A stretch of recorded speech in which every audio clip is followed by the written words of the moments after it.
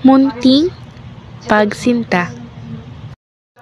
Kawangis na madilim, nakalangitan na nadarama na magiting na mandirigmang naninimtim sa takbo ng kapalarang sinapit na nakatalungko sa isang sulok na makipot at karima-rima rin na piitan. Anong saklap na mapit sa kulungang malupit? Ito ay silid ng kalungkutan. Tila kailan lamang nang kasakasama ko si Ama. Temujin, bilisan mo na riyan. Kailangan natin magmadali. Bakit, Ama? Malayo ang ating lalakbayin. Kailangan huwag tayong magpatay-patay. Mahalaga ang ating sasadyain. Nagugulan ako sa iyo, Ama. Kanina ka pa nagmamadali at sinasabing mahalaga ang ating sadya sa ating pupuntahan. Ano ba iyon?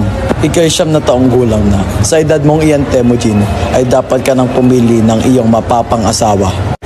Itay, ako'y masyado pang bata para sa bagay na iyan. Ang kasal ay sa matatanda lamang. Abat ang batang ito.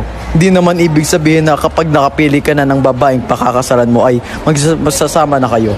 Isang simpleng pamimili lamang ng babae ang gagawin mo at pangakong siya ay iyong pakakasalan. Ganoon po ba iyon? O anak, tayo nabibilang sa tribong Borjigin. Kaya't ikay ay pipili ng babaeng mapapang-asawa sa tribong Merit. Bakit sa tribong Merit siya'y kailangan magmula? Di naman yun ang ating tribo eh. Malaki ang atraso ko sa tribo. Kaya't sa ganitong paraan ako'y makababawi sa kanila. Sa tingin mo ba, Ama, sa ating gagawin ay kalilimutan na nila yung ng ganon na lamang? Hindi ko alam. Tingnan natin kung ano ang mangyayari. Mas mabuting may gawin akong paraan kaysa sa wala. Kung iyan po ang sa tingin nyo'y tama. Temujin, magpahinga muna tayo. Mabuti yan, Ama. Napagod na rin ako. Gagalugarin ko lamang ang paligid. Huwag kang maglalayo at mag-iingat ka. May magnanakaw! Shh! Huwag kang sumigaw. Wala akong gagawing masama. Tatanggalin ko ang pagkakatakip ng bibig mo. Kung mangangako kang hindi ka mang-iingay. Magtiwala ka sa akin. Hindi ako masama. Bakit kita papaniwalaan? Hindi naman kita kilala. Kahit di mo ako kilala, kaya kong patunayan sa iyon na ako'y mabuti. Aber, paano mo patutunayan yung sinasabi mo? Sige nga. Basta ba, di mo ko pagtatawanan, sasabihin ko sa iyong patunay. Tignan natin. Anong iningiti-ngiti mo riyan? Sabi mo huwag ako tatawa, ikaw lang pala yung tatawa. Handa ka na ba? Kanina ka pa, ang bagal mo naman. Nais ko sanang ikaw ang babaeng mapang-asawa ko. Sira ulo ka ba? Niloloko mo ako no? Kabata-bata pa natin. Seryoso ako.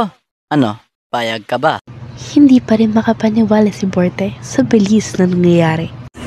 Di ko malaman kung anong dapat kong sabihin sa'yo, pero sige na nga. Magkahawa kamay na naglalakad sila Temujin at Borte sa paghahanap sa ama nang makakita na nakatungkay sa ilog. Amal, Anong? Sino siya? Bakit? Ama, siya po ang babaeng napili ko. Si Borte. Magandang hapon po. Kamusta po kayo? Paumanhin po sa pagdedesisyon ko ng di nagpapaalam sa inyo. Pero buo po ang loob ko sa aking ginawa.